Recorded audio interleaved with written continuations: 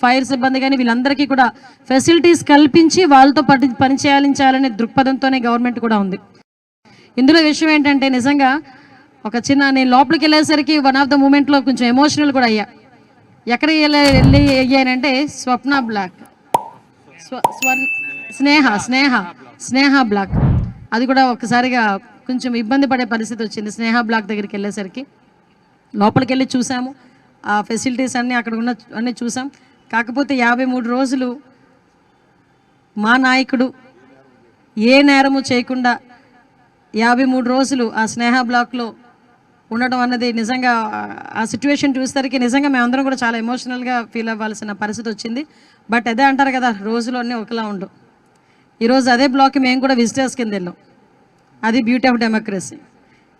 వాసు గారిని కూడా తీసుకెళ్ళి ఏ బ్లాక్లో పెట్టారు మేము?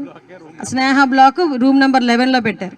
ఆయన చూసుకున్నారనమాట, ఈ బ్లాక్లో నేను ఉన్నాను, నన్ను పెట్టారు ఈ బ్లాక్లో కూడా నన్ను. అంటే ఓవరాల్గా అయిపోయిందంటే బ్యూటీ ఆఫ్ డెమోక్రసీ అదే. సో ఈరోజు అదే జైలు దగ్గరికి విజిటర్గా మేము అక్కడికి వెళ్ళి చూసి వాళ్ళ పరిస్థితులు చూసుకొని వచ్చే పరిస్థితి వచ్చింది. కానీ ఒకటేంటంటే ఒకటే చెప్తాను, రాజకీయాల తర్వాత ఉండేనా మాట్లాడుకోవచ్చు, కానీ ఏ రోజు కూడా తప్పు చేయని వాడు అన్నది వాడు ఎవరు కూడా అందులోకి వెళ్ళే పరిస్థితి రాకూడదు.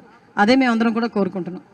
ఈరోజు జైలుకి సిబ్బందికి సంబంధించి ప్రతి ఒక్క ఫెసిలిటీస్ కల్పించడంలో కానీ అదేవిధంగా వాళ్ళకి జైల్లో సౌకర్యాలు కల్పించడంలో కానీ అన్ని కూడా ముందుంటాం. ఇంకొక విషయం చెప్పాలండి, లాస్ట్ టైం వైజాగ్ నేను సెంట్రల్ ప్రిజన్ విజిట్ చేసినప్పుడు ఇంచుమించుగా 11 నెలల వరకు ఫుడ్ బిల్స్ కూడా ఆ రోజుకి ఇవ్వలే.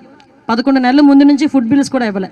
రీసెంట్గా మా గవర్నమెంట్ వచ్చిన తర్వాత ఈ ఖైదీలకి సంబంధించిన ఫుడ్ బిల్స్ అన్నీ కూడా క్లియర్ చేసి ఈరోజు మొత్తం అంతా కూడా స్ట్రీమ్ లైన్లో పెట్టాల్సిన పరిస్థితి వచ్చింది. అన్నీ కూడా సర్దుబాటు చేసుకున్నాం, అన్నీ కూడా క్లియర్ కట్గా జరుగుతున్నాయి.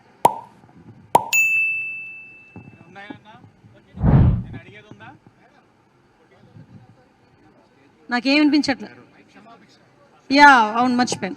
యాక్చువల్గా లాస్ట్ 4 years నుంచి కూడా క్షమాభిక్ష అన్నది లేదు, పెట్టలేదు లాస్ట్ గవర్నమెంట్. ఎప్పుడైతే చంద్రబాబు నాయుడు గారు ఉండేటప్పుడు మాత్రమే ఈ క్షమాభిక్ష అనేది ఉండేది. ఇందాక నేను లోపలికి వెళ్తే ఒక అతను నాకు చెప్తున్నాడు, 23 సంవత్సరాల నుంచి నేను ఇక్కడే ఉండిపోయానని నాకు కాగితం కూడా ఇచ్చున్నాడు ఆయన. 23 సంవత్సరాల నుంచి నేను ఇక్కడే ఉన్నానండి, నాకు క్షమాభిక్ష రాలేదు, మీరు ఏదైనా మాకు సపోర్ట్ చేయండి అని చెప్పి చాలామంది వచ్చి మాట్లాడడం జరిగింది. ఆల్రెడీ అందులో కొన్ని సెక్షన్స్ మార్చారు. దాని గురించి కూడా డిపార్ట్మెంట్ వైజ్గా మేమందరం కూడా ఒకసారి చర్చించి దాని మీద ఎటువంటి నిర్ణయం తీసుకొని యాజ్ ఎర్లీ యాజ్ పాసిబుల్ మళ్ళీ క్షమాభిక్ష అనేది తిరిగి లైమ్లైట్లోకి తీసుకొచ్చే పరిస్థితి కనిపిస్తూ ఉందండి. అదేవిధంగా పెరోల్ విషయంలో కూడా ఒకసారి మేమందరం కూడా స్క్రూటనైజ్ చేయాలి. ఇందాకే డిపార్ట్మెంట్ వాళ్ళతో కూడా మేము మాట్లాడడం జరిగింది. పెరోల్కి సంబంధించి ఇంతకుముందు ఒక్కసారి కనుక షూరిటీ పెడితే వాళ్ళని కంటిన్యూ చేసేవారు, తర్వాత ఎన్నిసార్లు పెరోల్కి మీద బయటికి వెళ్ళినా.